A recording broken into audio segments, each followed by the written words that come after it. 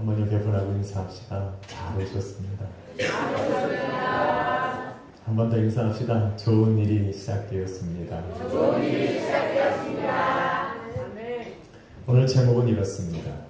최고의 감사를 드리며. 오늘은 추수감사주일입니다. 저는 오늘 자신의 향유옥합을 깨뜨려 예수 그리스도의 머리에 부었던 이 여인을 통해서 추수감사절에 드릴 최고의 감사가 무엇인지, 그런 추수감사절 예배에 나온 우리 성도들이 어떠한 마음으로 예배를 드려야 할지 함께 나눠보고자 하려는 것입니다. 감사의 조건이 참 많다는 것을 오늘 찬양을 통해 알았습니다. 날 구원하신 주께 감사하기도 하고, 어떤 사람은 지난 추억을 인해서 감사하고, 향기가 나는 봄철에 감사하는가 하면 외로운 가을날에도 감사한다고 말합니다. 사라진 눈물도 감사하고, 때로는 어떤 사람은 응답을 하셔서 감사하고 응답을 하지 않아서도 감사하네요. 큰 풍랑에서 나온 것도 감사하고, 때로는 어떤 사람에게는 아픔도, 어떤 사람에게는 기쁨도, 때로는 어떤 사람에게는 절망 중에도 감사를 한다고 합니다. 누군가에게는 장미꽃에 그런 가시들도 감사의 조건이 되고, 따스한 가정이, 또 때로는 그러한 희망이 어떤 사람에게는 감사가 되기도 한다고 여러분 찬양하셨습니다. 맞습니까? 이처럼 감사의 조건은 사람마다 다릅니다. 감사의 조건이 사람마다 다르듯 감사를 표현하는 방법들도 다 다릅니다. 그렇지만 우리가 무엇인가에 감사하고 누군가에게 감사한 마음을 가졌다면 그 순간만큼은 우리가 이론이나 또 때로는 규칙이나 법으로 이해할 수 없는 행동들을 하게 될 것입니다. 본문에 기록된 여인은 예수님을 향한 감사로 그 마음이 가득 차 있었습니다. 하루는 예수님께서 베다니 마을에 사는 이 나병 환자, 문둥병이 걸린 이 시몬이라는 사람의 집에 가서 식사를 하셨습니다. 그런데 한 여인이 그 집 안으로 들어와서 자신이 가져온 300데나리온 이상의 향유옥합을 깨뜨려서 예수 그리스도의 머리에 붓고 자신의 머리로 그의 발을 씻기는 모습을 바라보게 된 것입니다. 그런데 이 여인의 행동에 대해서 참 말들이 많습니다. 그 아까운 옥합을 왜 깨뜨렸냐라는 겁니다. 차라리 팔아서 가난한 사람들에게 나눠주면 더 좋았을 뻔하지 않았겠느냐. 그 귀한 것을 왜 이렇게 헛되이 낭비하느냐라고 사람들이 수군거리기 시작한 겁니다. 자신의 옥합을 깨뜨린 것도 아닌데 그렇게 행동한 여인을 향해 책망하고 또 분노하고 있는 겁니다. 도대체 왜 분노하고 있는 겁니까? 이해할 수 없다는 겁니다. 그렇게 행동하는 그 여인을 도대체 이해할 수가 없다는 겁니다. 자신들은 그렇게 하지 못해서 안 하고 있느냐? 아니라는 겁니다. 나도 그렇게 할 수 있는데, 나는 더 좋은 일을 하고 있는데 너는 왜 그렇게 낭비하고 있느냐라고 이야기하는 겁니다. 만약에 그것을 팔아서 가난한 자들에게 나누어 주었다면 그들이 한 끼라도 제대로 배부르게 먹을 수 있을 텐데 왜 그렇게 하느라는 겁니다. 이 시대는 참 이상합니다. 교회가 감사하는 마음으로 주님께 드리는 추수감사절 예배를 놓고 참 많은 말들을 합니다. 여러분은 잘 못 들으시죠?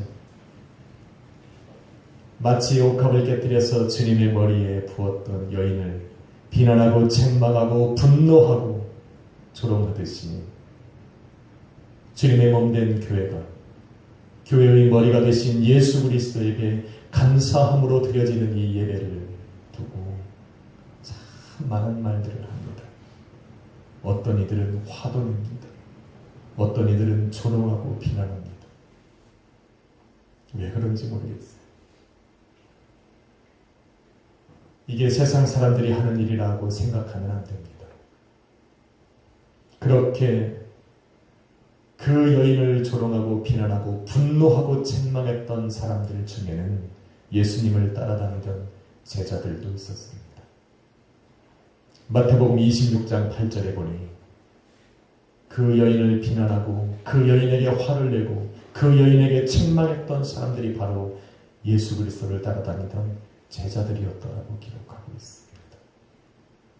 자신들이 할 수 없었던 그 일을 지금 예수님께 행하고 있는 그 여인을 칭찬하고 격려해 주어도 부족할 판에 오히려 그 여인을 향해서 분노하고 책망하고 있는 겁니다. 이 시대도 마찬가지입니다. 성경은 말하기를 좋아하는 자들이 교회 안에 있다라고 이야기하는 것처럼 예수 그리스도의 피로 죄사함을 받아서 하나님의 자녀가 된 성도들이 왜 성경에도 없는 추수감사절 예배를 만들어서 사람들을 괴롭히냐는 겁니다. 혹시 제가 여러분을 괴롭히고 있습니까? 그래서 여러분이 분노가 일어나시고 계십니까?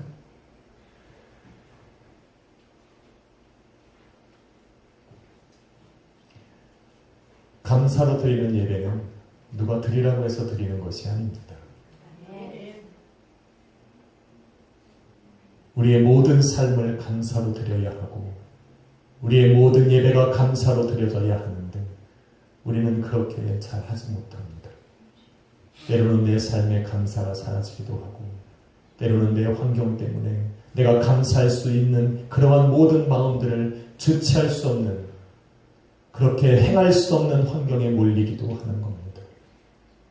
그랬던 우리를 주님께서 우리가 잃어버렸던 그런 감사를 회복시키시고자 이러한 귀한 예배를 허락하신 겁니다. 그런데 왜 우리가 이거에 분노해야 합니까? 예수님께 옷값을 깨어 예수 그리스도의 머리에 붓는 지금 이 순간이야말로 그 여인은 기다리고 고대했던 순간이었습니다. 누가복음 7장 37절에 보니 그 여인은 죄가 많은 여인이었다라고 기록합니다. 그 여인의 죄가 무엇인지 성경은 말하고 있지 않습니다. 하지만 그 여인과 함께 그 동네에 살아가는 그 많은 사람들은 그 여인이 죄인이었고 무슨 죄를 지었는지를 알고 있었어요. 그 여인의 죄가 얼마나 추하고 더러웠는지 사람들은 그 여인을 가까이 하기를 거부했습니다. 심지어 그 여인조차도 자기가 죄인이었다는 걸 알고 있었습니다. 그래서 사람들을 경계하고 사람이 다니지 않는 곳에 피하며 살아갔던 그 여인이 그랬던 여인이 예수 그리스도를 만난 겁니다. 예수님과의 만남을 통해서 그 여인의 삶에 또 어떠한 일이 벌어졌는지 성경은 말하고 있지 않습니다. 왜 말하고 있지 않을까요? 만난 것이 중요한 것이 아니라는 겁니다. 왜냐하면 그때는 그 여인처럼 수많은 사람들이 예수님을 만났습니다. 인생이 힘들고 어려운 순간에 그 예수님을 만났던 사람은 이 여인만 있었던 것은 아니라는 겁니다. 수많은 죄인들이 예수님을 만났고 수많은 병자들이 예수님을 만났고 수많은 마음의 환난과 고난을 당하는 사람이 예수님을 만났어요. 수없이 소외되고 연약했던 사람들이 예수 그리스도를 만났습니다. 그래서 이 여인이 예수 그리스도를 만난 것은 그렇게 성경이 중요하다고 이야기하지 않는 겁니다. 중요한 것은 그렇게 수많은 사람들이 예수 그리스도를 만났지만 그 여인만이 예수 그리스도를 만난 것이 자기의 향유값을 깨뜨려 그의 머리에 부을 정도로 감격과 감사의 시간이었다라는 겁니다. 할렐루야. 오늘날 얼마나 많은 사람들이 이 예배에 참석하는지 모릅니다. 얼마나 많은 사람들이 예배 가운데 하나님을 감사하자고 나오는지 모릅니다. 얼마나 많은 사람들에게 예수 그리스도는 그 부르심을 주는지 모릅니다. 그런데 모두가 다 이 여인처럼 예수님께 감사할 수 있는 것은 아닌가 봅니다. 마치 병고침을 받았던 10명의 문둥병자들 중에 예수 그리스도에게 다시 돌아와 자기를 치료하신 그 예수님에게 감사한 것은 죄인이라고 손가락질 받던 그 사마리아 사람 한 사람뿐이었던 것처럼 예수님께 감사를 드리기 위해서 찾아왔던 사람은 바로 그 여인 한 명이었다는 겁니다. 그래서 그 여인은 용기를 낸 겁니다. 많은 사람들이 자신을 죄인이라고 부르고 함께하기 싫어하고 말조차 섞기 싫어하고 자기가 걸어가면 다 피하여 도망가는 그 모든 수모와 수치를 다 뒤로하고 지금 바리새인이었던 그 시몬의 집으로 찾아가서 예수 그리스도 앞에 무릎을 꿇은 겁니다. 이렇게 감사는 내가 할 수 없었던 일을 하게 만듭니다.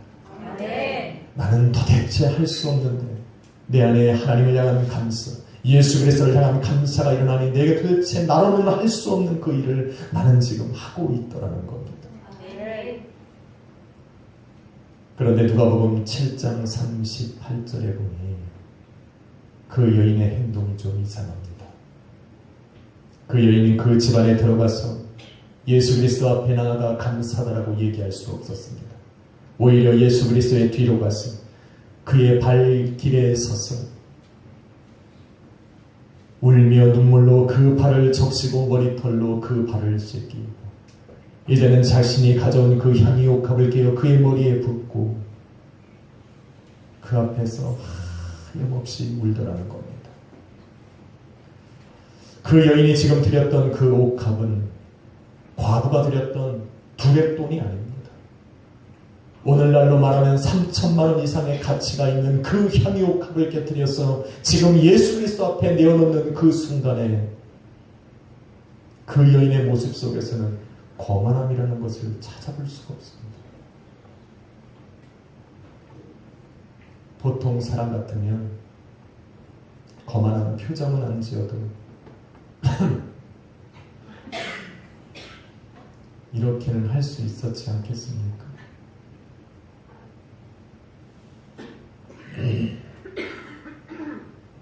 이렇게는 하지 않겠습니까? 근데 왜 울고 있냐는 겁니다. 그 많은 주위에 있던 사람들이 그 여인을 책망하고 비난할 정도로 그것을 아까워할 정도로 엄청난 예물을 그 여인이 드리고 있는 그러한 상황인데 왜 그 여인은 그걸 드리면서 울고 있냐는 겁니다. 이해할 수가 없습니다. 그 이유는 간단합니다. 그 여인에게 그 향유옥합은 아무것도 아니기 때문에 그래요. 그것을 바라보던 제자들과 그 집의 주인이었던 시몬에게는 엄청난 거였는데 그 여인에게만큼은 아무것도 아닌 겁니다. 만약에 그 향유옥합에 500데나리온과 아니요 나아가서 1000데나리온의 가치가 있는 향유가 담겨 있었다 할지라도 그 여인은 그것을 깨뜨리는데 조금의 망설임도 없었을 것입니다.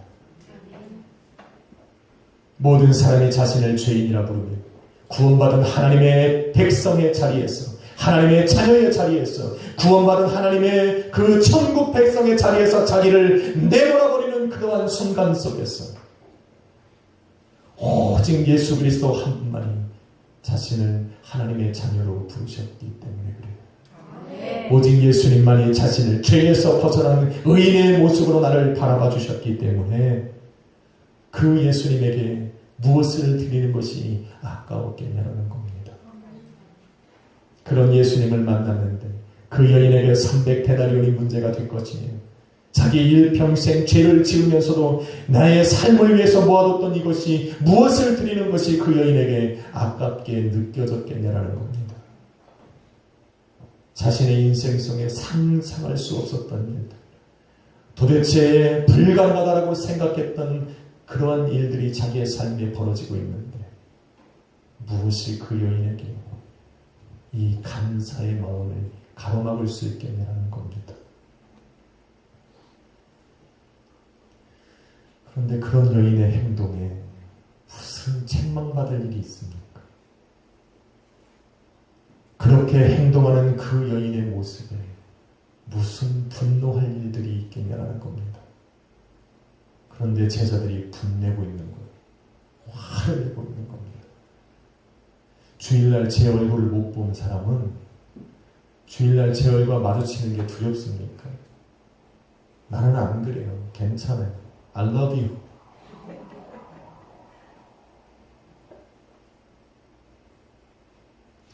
그냥 저 보세요. 저는 여러분을 용서할 수 있는 자격을 가진 사람은 아닙니다. 하나 더 나아가서 여러분을 미워할 수 있는 사람도 아니에요. 여러분이 심지어 어떤 죄를 지었다고 그 죄를 책망할 수 있는 사람도 아닙니다. 무슨 권한으로 사람이 사람의 죄를 책망합니까?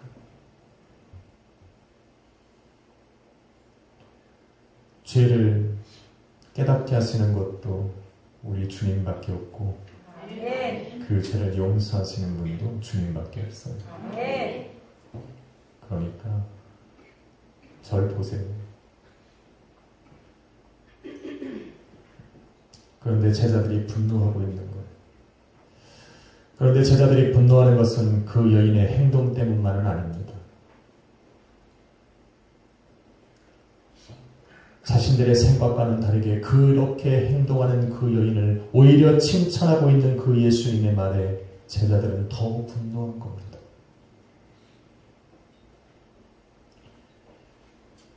그런 그들을 향해서 예수님께서는 누가복음 7장 44절로 47절에 이렇게 이야기를 합니다. 내가 너의 집에 들어올 때 너는 내게 발 씻을 물도 주지 아니하였거니와 그 여인은 눈물로 내 발을 씻기었고 내가 너의 집에 들어왔을 때 너는 내게 입 맞추지 아니하였으나 그 여인은 내가 들어올 때부터 내게 입을 맞추었고 너는 내게 나의 머리에 감람류도 붓지 않았는데 저 여인은 향유를 부어 내 발에 부었느니라고 이야기하고 있습니다. 예수님을 초대했던 시몬도 예수님을 지금 자신의 집에 초대해서 음식을 대접하는 그 시몬도 최선을 다하고 있는 겁니다. 아닙니까?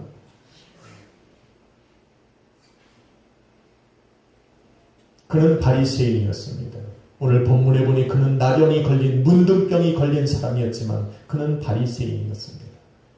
당시에 예수님은 죄인이었어요. 저와 여러분이 읽은 바로 그 위에 절에 보면 대제사장들과 서기관들이 예수 그리스도를 잡아 죽일 것을 다짐하고 그에게 죽이고 그를 체포하려고 준비하고 있었다는 겁니다. 다시 말해 지금 그 당시의 상황은 예수님은 죄인이었습니다. 곧 저 심판대 앞에 세워져서 사형 선고를 받아야 되는 죄인의 모습으로 살아가고 있었다는 겁니다. 바리새인이었던 이 시몬도 그것을 알았어요. 그럼에도 불구하고 지금 자기의 집에 들여서 자기의 집에서 음식을 대접하고 있다는 것은 이 바리새인이었던 시몬에게는 엄청난 감사의 표현이었습니다. 예수님은 이 시몬에 대해서 잘못했다 잘했다를 얘기한 적이 없습니다.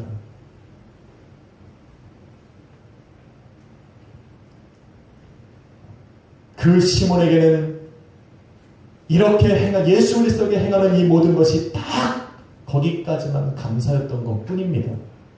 그게 뭐 나무랄 일입니까? 그가 예수님에게서 받은 것이 딱 거기까지이기 때문에 최선을 다해서 거기까지 한 것 뿐입니다. 예수님은 그런 시몬을 책망한 적이 없습니다.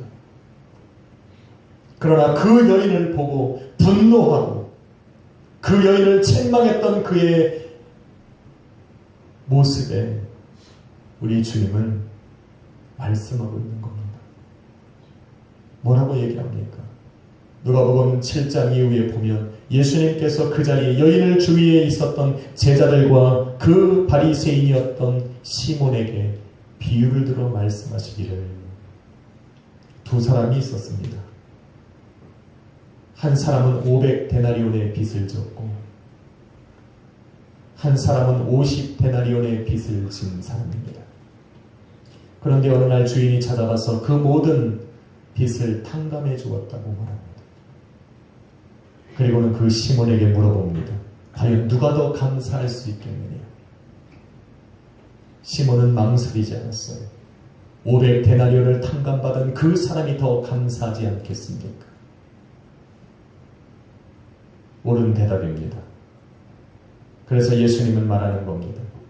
너는 내게 50데나리온을 탕감받은 사람이기에 50데나리온만큼 내게 행하였느니라.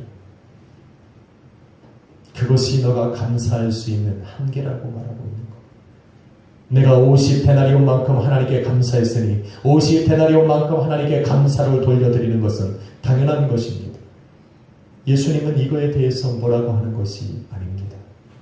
그런데 50데나리온의 그 감사를 하고 있는 그가 지금 자기의 집에 찾아와서 300데나리온이나 되는 그 옥합을 깨뜨려서 예수 그리스도의 머리에 붓는 저 여인의 행동을 바라보니 이해할 수가 없는 겁니다. 예수님이 도대체 무엇을 하셨기에 저 300데나리온이나 되는 저것을 지금 깨뜨려서 예수 그리스도의 머리에 붓고 있라는 겁니다. 자기가 생각할 때는 50데나리온밖에 예수님이 우리에게 주신 것이 없는데 왜 300데나리온이나 되는 저것을 깨뜨려서 예수 그리스도의 머리에 붓냐라는 겁니다. 그래서 뭐라고 하는 거예요? 자기의 생각으로는 이해할 수 없다는 겁니다. 예수님이 지금 자기의 삶에 찾아와서 함께 식사하는 이것만으로는 충분한데 왜 거기다가 그 300데나리온을 투자하고 있냐라는 겁니다. 누가 차다라는 겁니다. 무의미하다라는 겁니다. 사랑하는 여러분, 지금 예수 그리스도의 비유 중에 500데나리온을 빚진 사람과 50데나리온을 빚진 사람 중에 이 시몬은 어떤 자리에 있어야 합니까? 정말 그가 생각했던 대로 나는 예수 그리스도께 받은 은혜가 50데나리온밖에 되지 않는 것입니까? 아니요. 성경은 뭐라고 말하냐면 그가 나병 환자였다라고 이야기합니다. 여러분, 당시에 나병 환자는 불치병입니다. 하나님께 저주받은 병입니다. 하나님께 저주받았기에 그의 조상의 죄든 그의 아버지의 죄든 자신의 죄든 그거랑 상관없이 하나님 앞에 저주를 받아서 그가 문둥병이 걸린 겁니다. 그래서 이것은 가장 큰 죄였습니다. 사람들도 외면했어요. 심지어 사랑했던 가족들도 외면하고 자녀들도 외면하고 이제는 그 모든 이스라엘 민족 중에서 벗어나서 저기 가서 혼자 살아야 되는 인생을 살아야 되는 것이 바로 나병 환자였음에도 불구하고 예수님은 지금 그의 집에 찾아가 주신 겁니다. 그리고 더 나아가서 문둥병이 그때는 전염병이라고 생각했어요. 그래서 같이 음식을 나눈다는 것 자체가 불순한 일이었습니다. 그런데 예수님은 그에게 찾아가셔서 함께 음식을 나누고 있는 것. 이것을 어떻게 말로 표현하고 어떻게 무엇으로 감사를 할 수가 있겠냐는 겁니다. 그런데 이 모든 예수님의 행동이 그 시몬에게는 50데나리온이었습니다. 왜 그런 줄 아십니까? 이 바리새인이었던 시몬에게는 나도 죄인이었지만 예수 당신도 죄인이었다는 겁니다. 얼마 안 있으면 심판을 받아서 십자가에 올라가 처형을 당할 그 죄인 중에 당신도 한 명이니 죄인인 나와 함께 밥을 먹는 것이 뭐가 그렇게 대단한 일이냐고 이야기하고 있는 겁니다.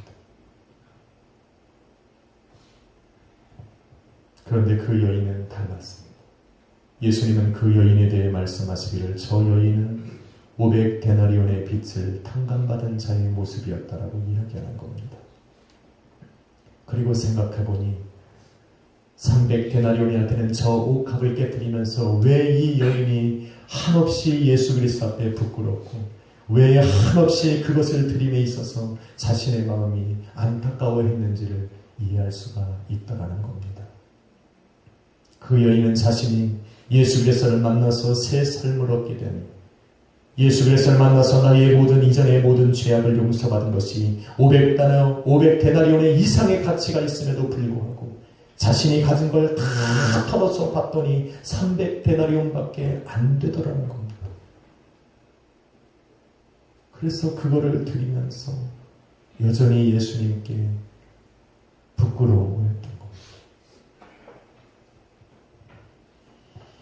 그러고 나니 예수 그리스도의 발 앞에 엎드려서 눈물을 흘리고 자기의 머리털로 그 발을 씻기고 가장 낮은 자의 모습으로 그 자리에 보여지고 있는 겁니다. 그런 그 여인을 향해서 47절에 말씀하십니다. 누가복음 7장 47절에 그가 많은 죄가 사하여졌도다. 왜냐하면 그의 여인의 마음엔 사랑이 그렇게 많았기 때문이라고 이야기합니다.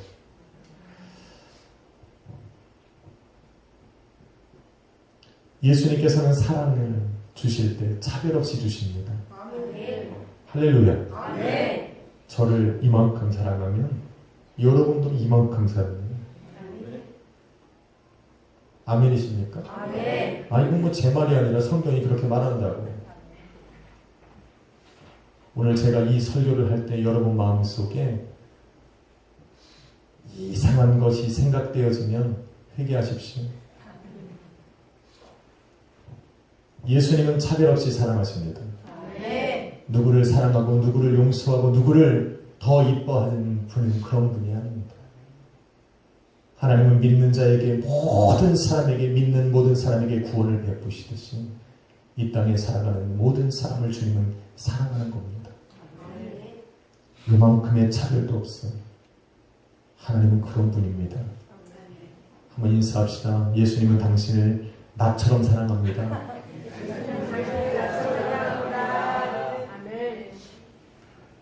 그런 예수님의 차별 없는 사랑, 아가페적인 사랑, 보편적인 사랑, 유니버셜리즘한 사랑, 그런 예수 그리스도의 사랑을 받는 모든 사람들이 동일한 감격과 감동과 감사로 받는 것은 아닙니다. 예수님은 100을 사랑하셨는데 어떤 사람은 100을 사랑했다라고 느끼고 어떤 사람은 100의 사랑을 받았음에도 불구하고 50의 사랑만 느끼는 사람도 있습니다.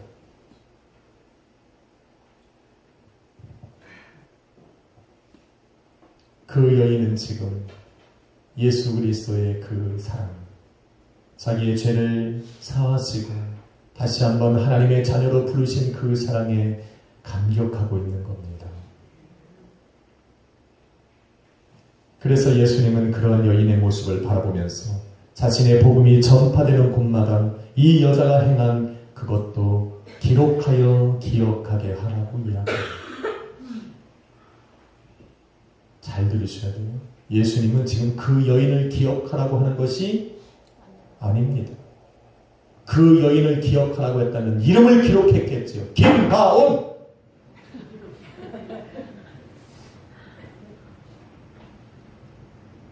그 여인이 중요했다 그러면 그 여인의 이름을 정확하게 명시했겠죠. 그런데 성경은 그 여인의 이름을 기록하지 않아요. 다시 말해서 예수님이 우리에게 알려주시고 싶었던 것은 그 여인의 이름이 아니라 그러한 동일한 은혜를 받고도 더 많이 감사할 수 있었던 그 여인의 신앙과 믿음을 기억하라는 겁니다. 아멘. 할렐루야. 아멘. 수많은 사람들이 예수님을 만났지만 그 만남이 그의 인생 속에 최고의 시간이었다라고 느꼈던 그 여인의 믿음과 신앙을 우리는 들어 기억하라고 말하고 있는 겁니다. 아멘. 그런데 예수님의 그 말씀이 그 자리에 함께 있던 제자들의 마음에 못질을 합니다. 그 여인의 행동 때문에 분노했던 그들의 제자들의 마음속에 예수님의 이 말씀은 더욱더 불을 지피기 시작한 거예요. 성경은 그 여인의 행동을 이해할 수 없었고 또 예수님의 그 말씀에 더욱더 분노했던 그 제자들 중에 한 사람을 기록하고 있는 겁니다. 저와 여러분이 읽은 10절과 11절에 말해보니 그가 바로 가룟 유다였습니다. 예수님의 이 말씀이 끝나자마자 이 가룟 유다는 마음에 결단을 했습니다. 어떤 결단을 합니까?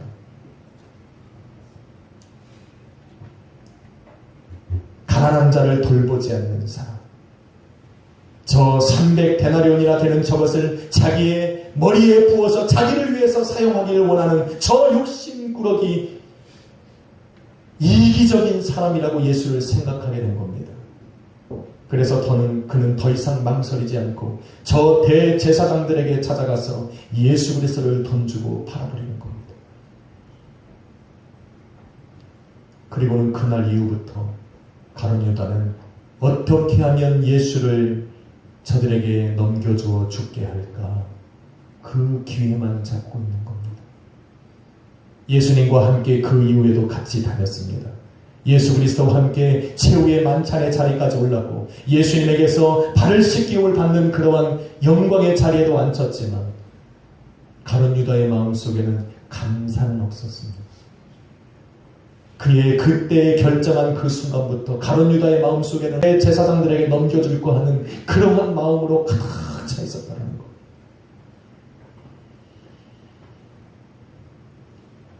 사랑하는 성도 여러분, 만일 가룟 유다와 같이 또 그 자리에 함께 있었던 제자들과 시몬과 같이 향유옥값을 곁들인 그 여인의 행동이 무지하고 책망받을 일이고 여러분의 마음에 분을 일으키고 있다면 또한 그 여인을 그렇게 칭찬하시는 그 예수 그리스도의 모습이 여러분의 마음속에 분노를 일으키고 있다면 그때부터 그 사람은 예수님을 떠날 준비를 하고 있는 겁니다.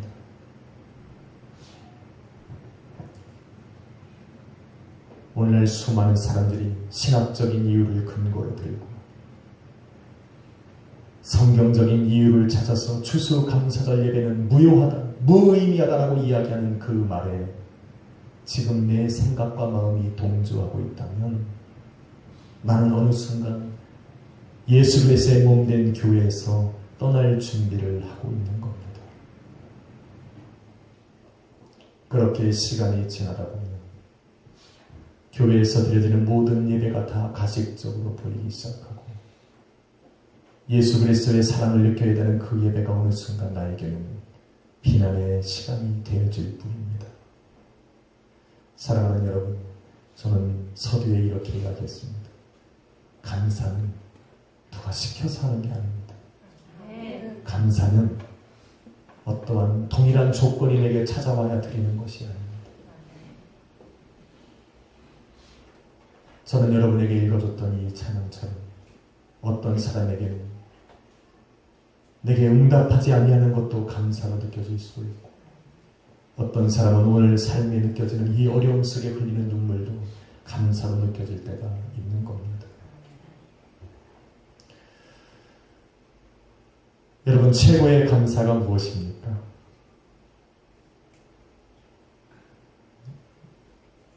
보이십니까? 최고의 감사입니까 이거? 이거 과일 갖고 오시면 최고의 감사입니까?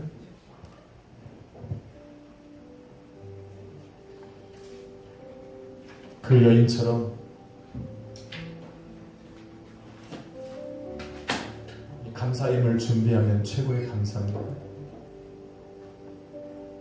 착각하지 마십시오. 말하기 좋아하는 사람들은 추수감사절을 과일을 갖다 놓고 진열해 놓고 감사임을 드리면 끝나는 예배로 착각하며 살아갑니다.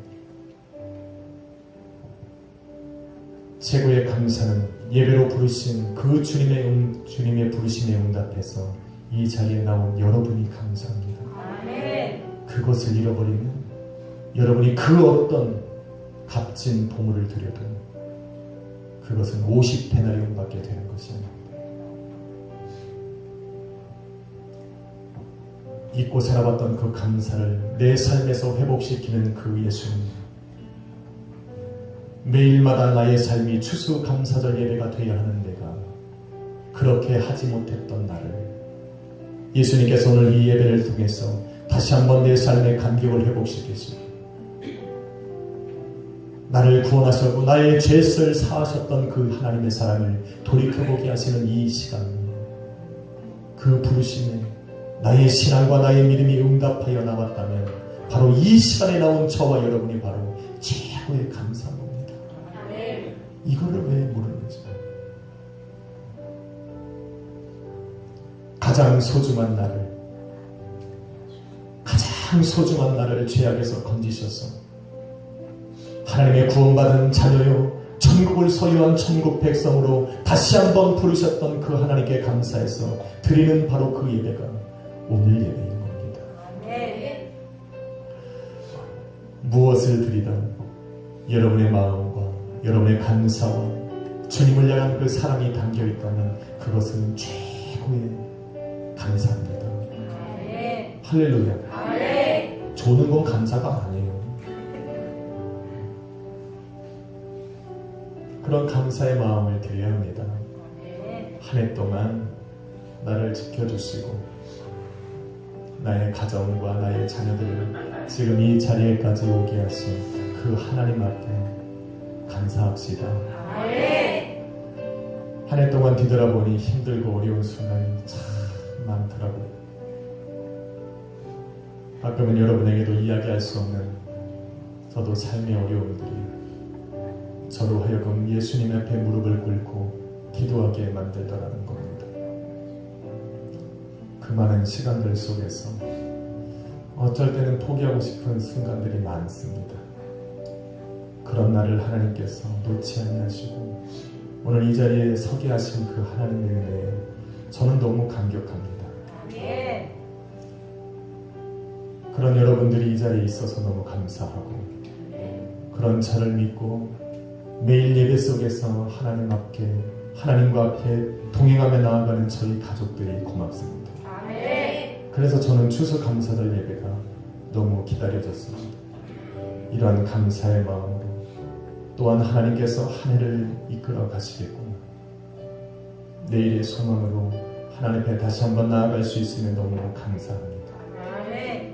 그 여인의 모든 행동이 믿음과 신앙이 오늘 성경에 기록되었기에 저와 여러분의 마음속에 기억되듯이 오늘 감사로 드려지는 이 예배로 감사로 드려지는 저와 여러분은 예수 그리스도의 마음에 영원토록 기억될 것입니다. 기도하겠습니다.